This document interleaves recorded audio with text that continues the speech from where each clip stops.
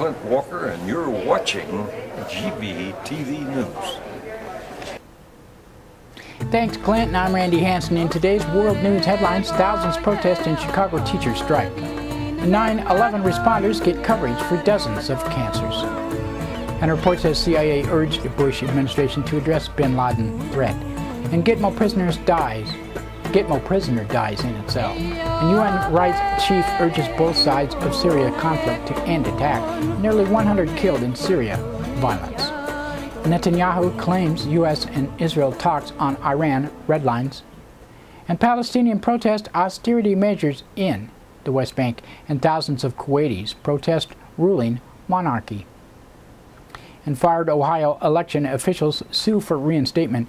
And Romney talks economic revival in Ohio swing. And anti-drone protesters convicted of trespassing. And anti-mining activist Larry Gibson dies at 66. And al-Qaeda leader reportedly killed in Yemen.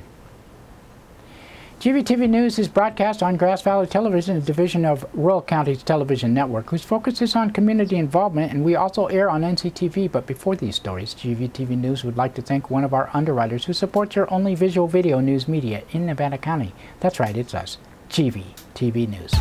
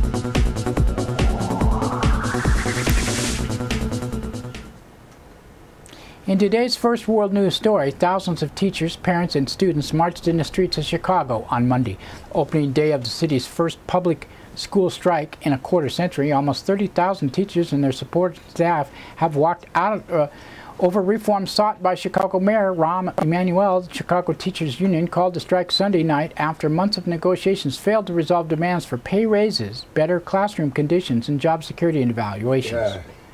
And events are being held across the country today to mark the 11th anniversary of the 9/11 attacks. On the eve of the anniversary, federal officials announced first responders and other survivors exposed to toxic compounds from the wreckage of the Ground Zero may now be entitled to free cancer treatment for the first time. The U.S. government has added about 50 types of cancer to be listed as illnesses covered under the Zadrada 9/11 Health and Compensation Act. The law, signed by President Obama last year, was named after New York Police Detective James Zadraga, who died in 2006 of respiratory illness stemming from the work at the World Trade Center site. Zadraga was reported to be the first New York police officer to die from inhaling toxic dust from Ground Zero. So far, at least 1,000 deaths have been tied to illnesses stemming from 9/11 attacks. And newly disclosed documents from before the 9/11 attacks have provided further evidence the Bush administration ignored repeated warnings about Osama bin Laden's plans to attack the United States. Writing in the New York Times, journalist author Kurt Enchenwald reports the Bush administration dismissed numbers of warnings of al-Qaeda attacks in the United States beginning in the spring of 2001 instead of focusing on Saddam Hussein. In one assessment, Enchenwald writes the CIA all but pleaded with the White House to accept the dangers from bin Laden was real. Some counterterrorism officials were so dismayed with the administration's response that they discussed seeking transfers so that others would be blamed when the attacks on the United States eventually took place. The suggestion was dismissed because there would not be enough time to train replacements. All right, this story came out just before voting time, didn't it? U.S. military has disclosed Guantanamo Bay prisoner died over the weekend in his cell. Victim's identity has not been released, but he is said to have taken part in a hunger strike in prison earlier this year. He's believed to be the 9th foreign prisoner to die in Guantanamo since the United States began jailing foreigners there in 2002. Several prisoners have taken their own lives. The United Nations top human rights official has renewed pleas for both sides of the conflict in Syria to stop what would amount to war crimes or crimes against humanity. Navi Pillay, the UN High Commissioner for Human Rights issued the appeal before the UN Human Rights Council in Geneva. By the way, this is Ban Ki-moon, so it's the wrong picture, but you never know. Sometimes I make mistakes. The use of heavy weapons by the government and the shelling of populated areas have resulted in high numbers of civilian casualties, mass displacements of civilians inside and outside of the country, and devastating humanitarian crisis. I am concerned that they may have amounted to war crimes and crimes against humanity. I am equally concerned about violations by anti-government forces under murder, extrajudicial executions, and torture, as well as recently increased use of improvised explosive devices." Unquote. Violence continues across Syria on Monday, with around 100 people reported killed, most of them civilians. Unverified video shows it appeared to be 20 bodies of blindfolded Syrian soldiers who were executed in Aleppo. Speaking in Cairo on Monday, the new UN Arab League envoy in Syria and Lakhdar and something else, whatever, I couldn't read it, Brahimi, says the expectation of the progress should be kept to a minimum. Said, "We shouldn't expect miracles. There are no miracles, and also our approach is based on fact. We are looking only to the interests of the people in Syria, and we will try to help people of Syria and nobody else." Israeli Prime Minister Benjamin Netanyahu is claiming to be in talks with the United States on setting a red line for Iran's nuclear program that would trigger a military attack if crossed. Netanyahu made the disclosure in an interview with Canada's CBC News. And he said, "We're discussing that right now with the United States." The reporter asked, "So what is it in terms of drawing the line? What are you hoping the U.S. will do?" And Benjamin Netanyahu replied, "I think that the issue is not merely sanctions or the steps that could be enhanced to put pressure on Iran. It also is clear delineation of a line which Iran cannot cross in its pursuits of the development of nuclear weapon capability. And I think that Iran saw that there is a chance, I won't say it's guaranteed, but there is a chance they might pause and think before they cross that line." Asked about Netanyahu's comments in Washington, State Department spokesperson Victoria Nuland refused to confirm the talks are being held on red lines. And she said, "You know, we are absolutely firm with the President's commitment here, but it is not useful to be parsing it, to be setting deadlines one way or the other. Other red lines. It is most important that we stay intensely focused on the pressure on Iran, opportunity for Iran to fix the situation through diplomacy, that we're offering an extensive consultation with Israel and all the other regional states that we are doing." Clashes broke out in the West Bank on Monday following weeks of protests against the Palestinian Authority and the Israeli occupation. Thousands of Palestinians are taking to the streets to denounce austerity measures imposed by the PA in the face of shortfall in international donations and ongoing Israeli restrictions. The number of Palestinian taxi and truck drivers went on strike and blocking roads in a protest against the rise in fuel prices. In Kuwait, thousands of people rallied in front of the country's parliament Monday to call for an election of a prime minister from outside the ruling al-Sabah family and to protest the amendment of electoral laws. Among those taking part were lawmakers from the opposition majority parliament elected earlier this year before a court nullified the vote and reinstated the pro-monarchy predecessor. And two Ohio election officials fired for trying to extend early voting have filed a federal lawsuit seeking reinstatement at their jobs. Two officials, Thomas Ritchie and Dennis Lieberman, were dismissed last month for moving to extend early voting after Ohio Secretary of State John Husted, a Republican, announced all counties would follow uniform hours for early voting on weekdays. But since his order only applied during the week, Ritchie and Lieberman moved to expand voting times on the weekend. Critics had said that the state uneven hours benefit white Republicans, white disenfranchising people of color.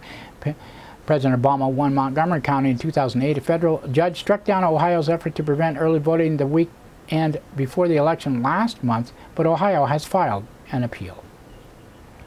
Campaigning in Ohio on Monday, Republican nominee Mitt Romney continued to push his vow to revive the U.S. economy if elected. And he said, "We put into place, and this economy is going to come back. We're going to start creating jobs again. You're going to see us have a balanced budget that's actually within the realm of reality. That's going to happen. We're going to get Americans to work with higher wages again. You're going to be confident that your child's future is brighter even than your past. America does not have to have a long face. We have right now under this president." 2 anti-war protesters have been found guilty of trespassing for entering a Missouri Air Force base with a letter describing their opposition to the U.S. drone program. The defendants, Ron Faust and Brian Terrell, were among the number of activists who took part in a demonstration at Whiteman Air Force Base last April. The base is one of the several homes of the U.S. military aerial drone program overseas. And longtime environmentalist activist Larry Gibson has died at the age of 66. Gibson spent decades advocating against the destructive practice of mountaintop removal coal mining. At one point, walking across West Virginia to educate his fellow residents, he died while working on Ford Mountain in West Virginia, his birthplace, an area where he spent years trying to protect. And Yemen is claiming to have killed Saeed al-Shari, a militant leader believed to be the second in command in a group of al-Qaeda in the Arabian Peninsula. The Yemeni government says Shari and 6 other militants were killed Monday in a military operation in eastern Yemen. And that's it for World News today. Now another thanks to one of our underwriters who supports your only visual video news media in Nevada County. That's right, it's us, GVTV News.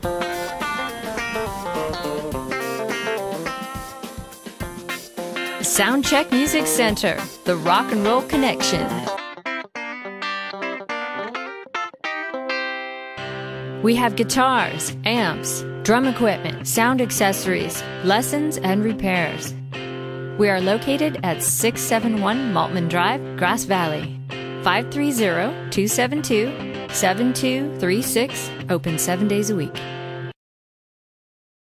No one needs anyone, they don't even just pretend.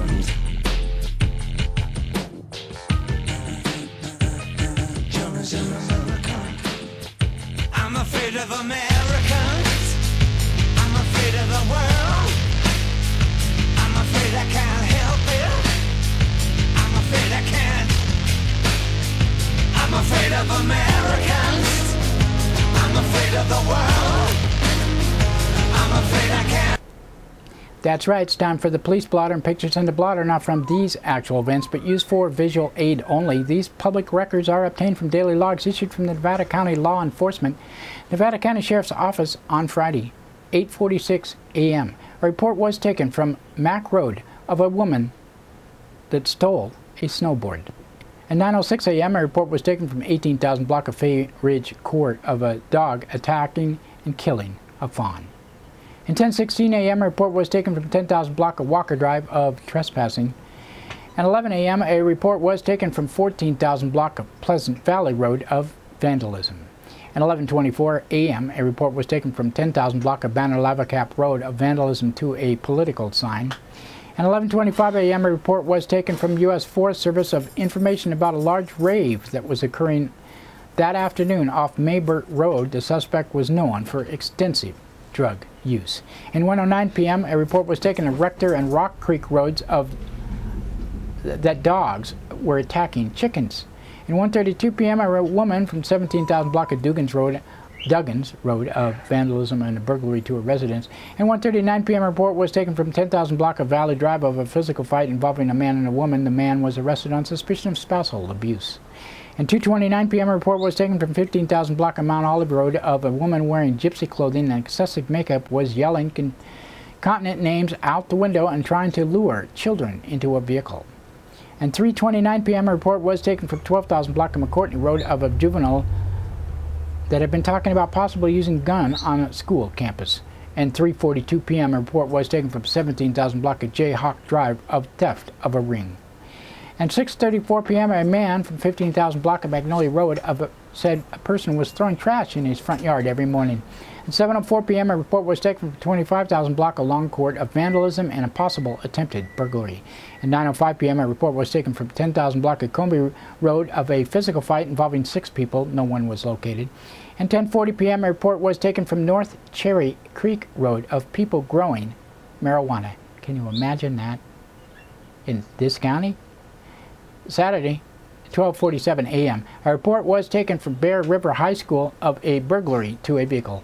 At 1:48 a.m. a woman reported being assaulted in 17,000 block of River Ranch Road.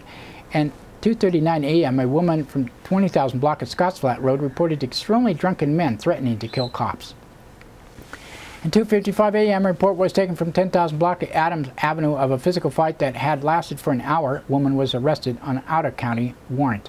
And 5:41 a.m. a woman from 19,000 block of Terra Lane heard 6 gunshots. 9:52 a.m. a report was taken from 16,000 block of Delmar Way of horses starving to death. At 11:55 a.m. a report was taken from Bear River High School of a wallet that had been stolen from a locked vehicle last night.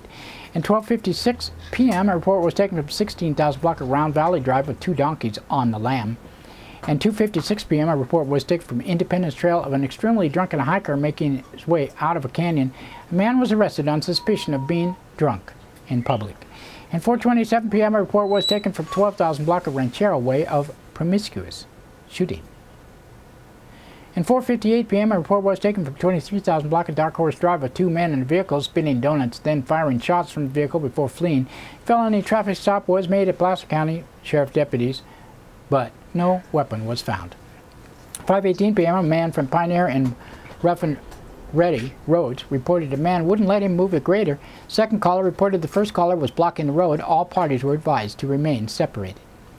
7:18 p.m. a man from 10,000 block of Comby Road said that someone had used his credit card after he lost his wallet. And 8:59 p.m. a report was taken from 16,000 block of Penn Valley Drive of being threatened. A woman was arrested on suspicion of being under the influence of a controlled substance as well as an outstanding warrant. At 9:35 p.m. a report was taken from 15,000 block of Dog Bar Road of hearing a crash and a woman screaming. She had been in a traffic collision but was not injured. 10:01 p.m. a woman from 19,000 block of Swallow Way reported 16-year-old smoking marijuana. And 11:03 p.m. a report was taken from Shangri-La Lane of fireworks which could not be located. And Sunday, 12:55 a.m. a report was taken from 15,000 block of Clover Valley Road of a loud party. And at 1:55 a.m. a report was taken from 16,000 block of Fairway Glen Place of a loud party. And Nevada City Police Department on Friday and Saturday, I'm sorry, it was on Saturday. Oh, I think I have rats in here. 11:07 a.m. a report was taken from North Pine and Broad Street of hearing 3 gunshots. At 2:18 p.m. a report was taken from 300 block of Broad Street, a drunken man harassing passerby. He was arrested on suspicion of making criminal threats. And 6:18 p.m. a report was taken from North Pine and Commercial Street of an extremely drunken man who was arrested on unknown charges. And that's it for the blotter today. Now another thanks to one of our underwriters who supports your only visual video news media in Nevada County. You guessed it, GVTV News. Christopher's Old World Deli and Catering Company has brought its delicious food and service downtown Grass Valley. Like desserts? They got 'em. You like international style lunches? They got 'em.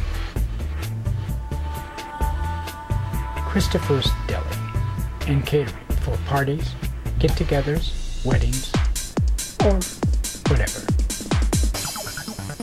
Open 7 days a week.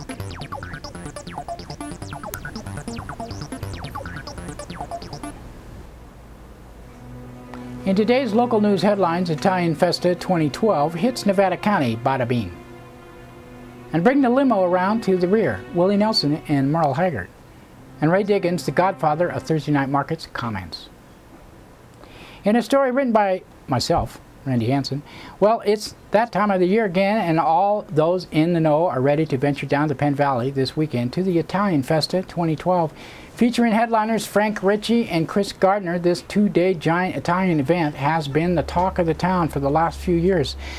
Bocce ball tournaments ongoing in the new bocce ball courts draws a huge crowd, and many vendors, a lot of them featuring Italian foods and other types of, are down there for the whole family. Some of the other events, Great Morgani, I can't say Al's name, Rico Italian Dancers, Camilla Pastilla, an opera, and Steve Albino Trio, and a Bambina Dancers, so don't miss out on this event. GVTV News will be videotaping this event. If you miss it, you can watch it on NCTV, YouTube, or Facebook in a couple of weeks. Plenty of parking, fun for the whole family. See you there. Another couple of big events this weekend are Willie Nelson concert and Merle Haggard. Willie at the Nevada County Fairgrounds on Friday night and Merle Haggard on Saturday night at the Center for the Arts. Both of these events brought into town by the Fireball, Julie Baker. Who You Remember brought in Dumpster Funk and Aaron Neville last year at Julia Morgan House at the Bear River Trust event. GVTV videotaped that last year event, and you can see that footage on our 24/7 television station at grassvalleytelevision.com. Lots of things going on in the county this weekend, so get on your dancing shoes and get out there and party. Another year of merchant hospitality and great free concerts has come to an end. You came downtown to shop, eat at street cafe, shop for produce, meet new neighbors, enjoy your friends, and enjoy free concerts and dance in the streets. Thanks you for another year and support and success. Over the nearly 2 decades of this event, literally thousands have enjoyed the marketplace.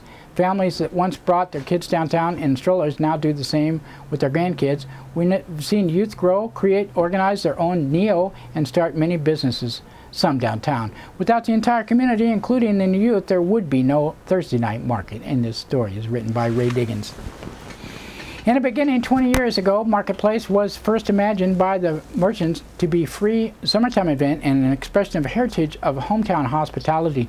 This event has never intended to be a moneymaker for business, although in a better economy, more people always profited. We believe that the community that comes downtown to celebrate, enjoy itself, then returns another day to shop and dine. We imagine a weekly get-together with our community, downtown business and food, farmers, arts and crafts, our great community of musicians, and you call the foothills, and you who call the foothills your home. Without all these diverse components, there would be no Thursday night marketplace. Families who once brought their kids downtown in strollers now do the same with their grandkids. The City of Grass Valley makes the Thursday night marketplace possible. It provides support with police, fire, and public works. The Grass Valley Downtown Association represents the interests of the business district and carries out the wishes of the downtown businesses. Merchant support for the marketplace has always been very strong, but not always unanimous.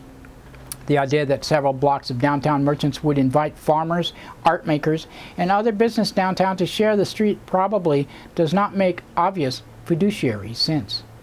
But it does say a lot about our community-minded downtown businesses that happily support and sponsor this incursion into their turf. Without the continued support of the downtown businesses, the GVDA or the Grass Valley Downtown Association, and the City of Grass Valley, there would be no Thursday night marketplace. Our eclectic list of vendors reflects a wide range of interests, from tasteful street-side cafes to farm-fresh produce, health practitioners, artists, crafts, people, new local businesses, community outreach, and not-for-profit, and diverse list of others. Those nascent small business explore marketing at the marketplace and learn and grow. I can think of many small businesses that have been started in the marketplace, some of which are now successfully operating in downtown. Even Starbucks started in a Seattle farmers market. Without the many diverse vendors and exhibitors, there would be no Thursday night market. For the past 17 years, Thursday night marketplace has been managed by Grizzly Hill Productions. This entire event is self-funded, including the great concerts, advertising, management, state and local licenses and permits, cleanup, etc. Grizzly Hill collects all participant patient fees, guarantees payment, and reimburses the City of Grass Valley for the cost of the police and other city services. Without Grizzly Hill, there would be no Thursday night marketplace. Sponsorship also pays a large part of the bills for the event, with great support from the Union newspaper, which co-founded the event, with Premier West Bank, Yuba Blue, Sereno's Restaurant, Serendipity, KVMR, NEO, GVTV, NCTV, and more than 60 participating downtown businesses and restaurants that generously donate to the event. Without these far-sighted businesses, there would be no Thursday night marketplace. We here at Grizzly have given our last 21 summers to the creation of management of free downtown summer events. Now we would like you to do something for us. Do not take this event for granted. On your next trip downtown, let the merchants and restaurants know that you appreciate their support, in some cases sacrifice, for the Thursday night marketplace. Also, in this tough economy, there is less money being spent, but when you do spend this year, consider shopping and dining at one of the fine downtown purveyors. The shops featured products for our Sierra Foothill lifestyle, and the prices are right. Now is the time to return equity that the businesses have unselfishly given our community. Shop downtown Grass Valley and be sure to tell them thanks for keeping the marketplace alive. Help get the message to the downtown businesses that we support them, and we will not have to think of a summer with no Thursday night marketplace. This was written by Ray Diggins and is the producer of the Thursday night marketplace. He is an outstanding man in his dedication to help our community. He does get a glimmer of the gratitude. He never gets a glimmer of the gratitude he should. Without Ray, there is no Thursday night market. GVTV News is proud to generate our 8 weeks of 60-minute shows. Last year, co-producing the event with the NCTV Digital Media Center, Paul Mendicucci and myself were proud to start an event that is now a template for others to follow in our footsteps. That's it for local news today.